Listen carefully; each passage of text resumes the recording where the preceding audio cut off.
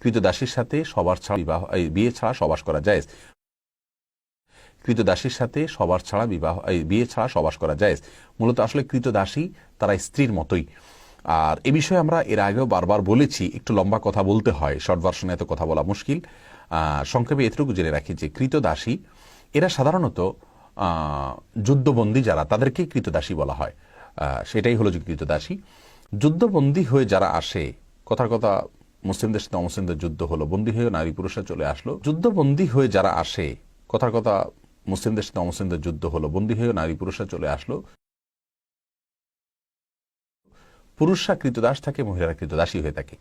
এই নারী যে যুদ্ধবন্দিনী হয়ে আসলেন, মহিলা হওয়ার কারণে তার প্রতি পুরুষের যে জুলুমের আশঙ্কা রয়েছে, তার নিরাপত্তার যে প্রশ্ন রয়েছে, সেটাকে কিভাবে নিশ্চিত করবে? এই জন্য ইসলাম পূর্ব যুগ থেকে চলে আসছে এই পদ্ধতি যে যুদ্ধ শেষ হওয়ার পর বিজয়ীরা যারা বন্দীদেরকে নিয়ে আসে, তাদের মধ্য থেকে ভাগযোগ করে নেন ছেলে এবং মেয়েদেরকে। ছেলেরা কাজের লোক হিসাবে, মেয়েরা কাজের মেয়ে হিসাবে থাকে বাসাবাড়িতে, এবং বন্দীদেরকে এখানে সশ্রম বন্দী হিসাবে রাখা হয়, বাসাবাড়িতে কাজকাম করে। মেয়েদের নিরাপত্তার খাতিরে স্বামীদের সাথে অঘোষিতভাবে স্ত্রীর মতো একটা সম্পর্ক তাদের থাকে। অর্থাৎ স্বামী বলতে মালিকের সাথে। এই মালিক তার এই কৃতদাসীকে স্ত্রীর মতো ব্যবহার করতে পারবেন, অন্য কেউ নয়, শুধু মালিক। স্বামীর যেরকম ফিক্স কারোর জন্য, এটাও এরকম ফিক্স। এবং এই স্বামী যদি কখনো তার এই মহিলার থেকে যদি কোনো সন্তান হয় কৃতদাসীতে, তাহলে কিন্তু সে স্ত্রীর মর্যাদা পেয়ে যায় এবং তার ব্যাপারে অনেকগুলো সুযোগ সুবিধা চলে আসে। আর যদি মালিক তাকে স্বাধীন করে দেন, তাহলে কিন্তু আবার তিনি, এই মহিলা কিন্তু আর তার ব্যাপারটি কৃতদাসী আর থাকে না, তখন তিনি সাধারণ মানুষের মতো, সাধারণ মহিলার মতোই হন। তো এই যে বিষয়গুলো আছে, ইসলাম শরিয়া একদিক থেকে আপনার কৃতদাসদেরকে মুক্ত করার জন্য বিভিন্ন অপশন খুলে রাখছে, যাতে করে মানুষের দাস না থাকে।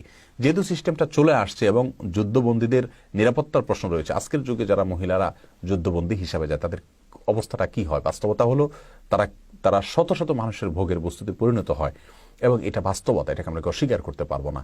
যেহেতু ইসলাম পূর্ব যুগ থেকে একটা সিস্টেম চলে আসছে যে নির্দিষ্ট একজন ব্যক্তির অধীনস্থ থাকবেন, তার স্বামী স্ত্রীর মতো সম্পর্ক থাকবে অনেকটা, এবং তার থেকে সন্তান হতে পারে, সন্তান হলে তিনি স্ত্রীর মর্যাদা পেতে পারেন। এই সমস্ত বিষয়গুলোকে মাথায় রেখে ইসলামী শরিয়া কিন্তু এই সিস্টেমটাকে বলবৎ রেখেছে। এই সমস্ত বিষয়গুলোকে মাথায় রেখে ইসলামী শরিয়া কিন্তু এই সিস্টেমটাকে বলবৎ রেখেছে। যদি এই সিস্টেমকে আপনি তুলে দেওয়ার কথা বলেন, তাহলে নারী বন্দীদের, যুদ্ধবন্দীদের নিরাপত্তার আর কি সিস্টেমের চাইতে বেটার হতে পারে? মোটেও কোনো এর চাইতে ভালো সিস্টেম হতে পারে না। তারপরেও ইসলাম চায় না মানুষের অধীনস্থ হয়ে বন্দী হয়ে থাকুক, মানুষ সবাই আল্লাহ তাআলার গোলাম হয়ে থাকুক, এটাই ইসলাম